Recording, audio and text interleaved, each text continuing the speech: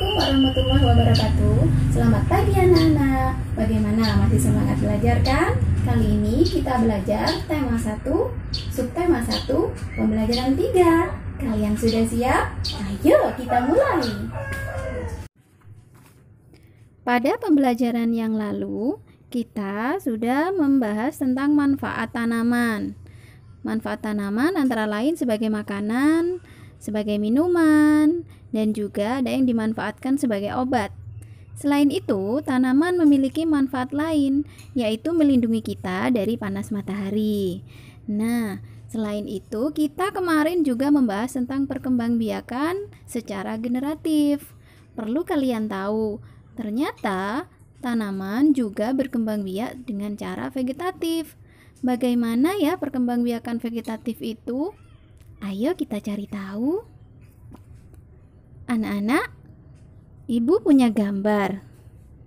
Perhatikan gambarnya ya. Itu ada nanas, bawang merah, dan pohon pisang.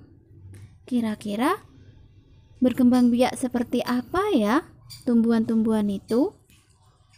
Mari kita bahas satu persatu. Nanas. Nanas ini berkembang biak dengan cara vegetatif. Pembibitan tunas dapat dilakukan untuk mengembangbiakkannya. Kemudian bawang merah. Bawang merah memiliki bentuk berlapis yang tengahnya akan tumbuh tunas. Umbi lapis terdiri atas daun yang tumbuh melapisi batang dan membengkak di dalam tanah. Yang ketiga, pohon pisang. Pohon pisang ini berkembang biak dengan cara membentuk anak pisangan di bawah pohon yang disebut dengan tunas. Berdasarkan ketiga tumbuhan barusan, kita dapat menyimpulkan kalau perkembangbiakan vegetatif itu tidak melalui perkawinan atau penyerbukan.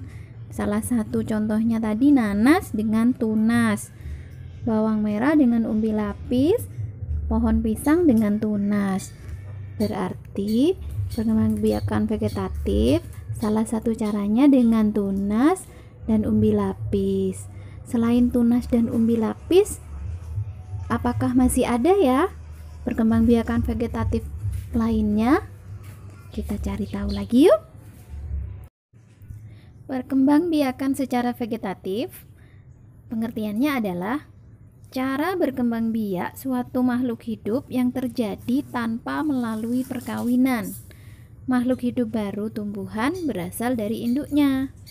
Nah, anak-anak, ternyata perkembangbiakan vegetatif itu dibagi menjadi dua macam, yaitu perkembangbiakan vegetatif alami dan perkembangbiakan vegetatif buatan. Perkembangbiakan vegetatif alami dibagi menjadi beberapa, antara lain umbi lapis, umbi batang, rizoma atau akar tinggal, tunas, geragih atau stolon.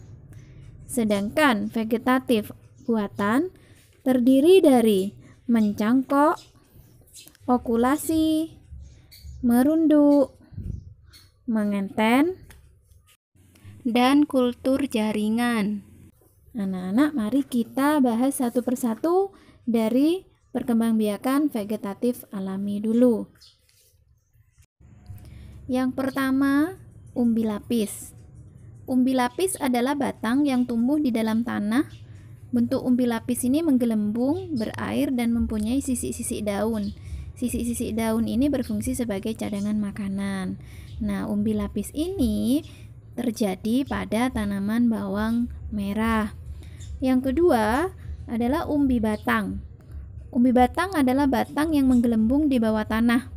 Umbi batang berfungsi sebagai cadangan makanan. Pada umbi batang terdapat mata tunas yang dapat tumbuh menjadi individu baru. Contoh tumbuhan yang berkembang biak dengan umbi batang adalah kentang. Yang ketiga adalah rizoma atau akar tinggal. Rizoma adalah batang yang tebal dan tumbuh dari bawah tanah. Batang itu tumbuh secara mendatar sehingga tampak seperti akar. Pada rizoma terdapat tunas dan sisik-sisik daun. Bentuk rizoma berbuku-buku. Jika terpisah dari induknya, rizoma dapat tumbuh menjadi individu baru. Tumbuhan yang berkembang biak dengan rizoma antara lain adalah jahe, kunyit, lengkuas. Yang keempat, tunas. Nah, tunas biasanya tumbuh pada tanaman yang telah tua atau dewasa. Tunas ini dapat tumbuh di akar, batang, atau daun. Nah, tunas yang tumbuh di akar dan di daun disebut tunas adventif. Tunas yang tumbuh di akar terdapat pada pohon sukun. Sedangkan tunas yang tumbuh di daun adalah cocor bebek. Yang kelima adalah geragi atau setolon. Geragi sering kita jumpai pada rumput liar. Geragi merupakan batang menjalar di permukaan tanah atau di bawah tanah. Di sepanjang geragi tumbuh tunas-tunas liar yang dapat tumbuh menjadi individu baru. Individu baru itu tetap menjadi satu dengan induknya atau tidak terpisah. Nah, tumbuhan yang berkembang biak dengan geragi ini adalah arbei. Selanjutnya, kita membahas satu persatu tentang vegetatif buatan. Yang pertama adalah mencangkok. Nah, mencangkok ini dapat dilakukan pada tumbuhan yang berbatang kayu dan memiliki kambium, terutama pohon buah-buahan seperti jambu, mangga, dan jeruk. Yang kedua adalah mengenten atau menyambung. Mengenten adalah menyambung dua tanaman yang berbeda tetapi sejenis. Yang ketiga adalah okulasi atau menempel.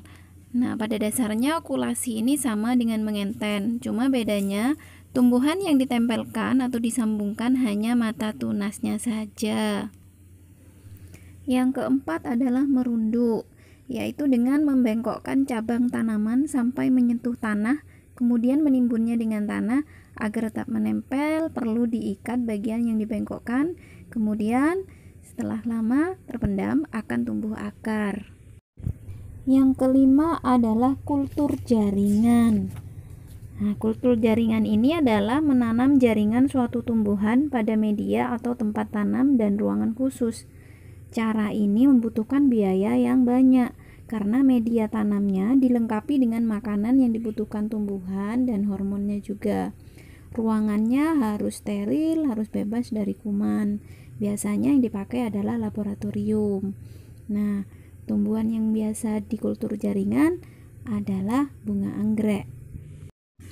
Nah, anak-anak bagaimana? Sudah paham kan tentang perkembangbiakan vegetatif dan macam-macamnya juga? Sekarang kalian ada tugas di halaman 35. Kalian cari nama tanaman dan cara berkembangbiakannya selain tanaman yang disebutkan tadi. Kalian cari tanaman tersebut di sekitar rumah kalian. Kemudian kalian tulis apa manfaat dari perkembangbiakan secara vegetatif. Kemudian kalian isi pada kolom di bawahnya tabel tadi di halaman 35.